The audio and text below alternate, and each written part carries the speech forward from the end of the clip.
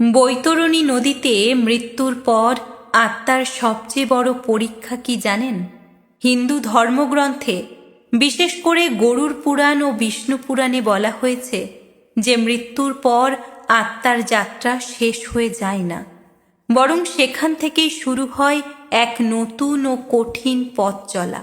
এই পথের মধ্যে যমলোকের সীমানায় অবস্থিত একটি রহস্যময় ও ভয়ঙ্কর নদী বৈতরণী।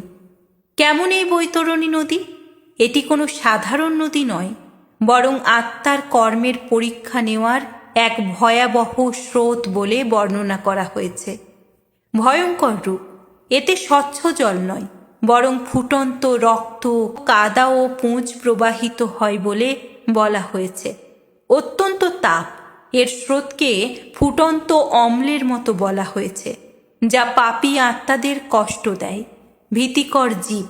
নদীতে বিশাল সাপ, বিচ্ছু, কুমির ও মাংসাশী পাখি আত্মাদের কষ্ট দেয় বলে বর্ণনা আছে।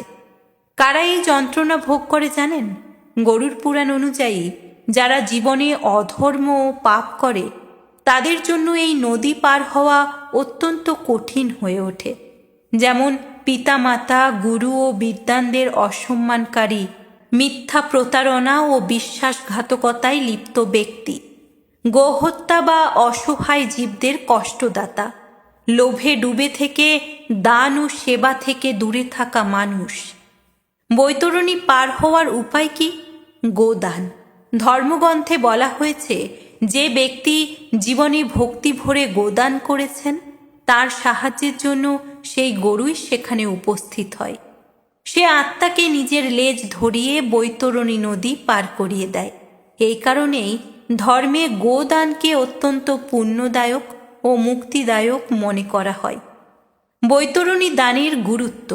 মৃত্যুকাল বা শ্রাদ্ধের সময় বৈতরণী দান বিশেষ গুরুত্বপূর্ণ বলে ধরা হয়। এতে সাধারণত যেসব বস্তু দান করা হয়, গরু বা প্রতীকী গোদান, তিল, লোহা, কম্বল, জলপাত্র, অন্ন, এই দান আত্মার কঠিন যাত্রাকে সহজ করে এবং তাকে সদ্গতি দেয় বলে বিশ্বাস করা হয়। এই কাহিনীর গভীর বার্তা।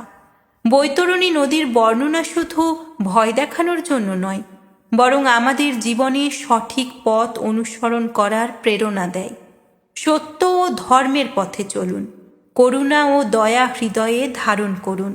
দান, সেবা ও পরোপকারকে জীবনের অংশ করুন, কারণ শেষ পর্যন্ত এসবই আমাদের সৌভাগ্যের দ্বার খুলে দেয়। মৃত্যুর পর না তো ধন সম্পদ সঙ্গে যাবে, আর না তো ঐশ্বর্য বা শক্তি। সুতরাং মৃত্যুর পর আপনার কর্মই আপনার সঙ্গে যাবে। সুতরাং আজ থেকে কর্ম ভালো করুন এবং একসঙ্গে বলুন, হরে কৃষ্ণ, হরে কৃষ্ণ।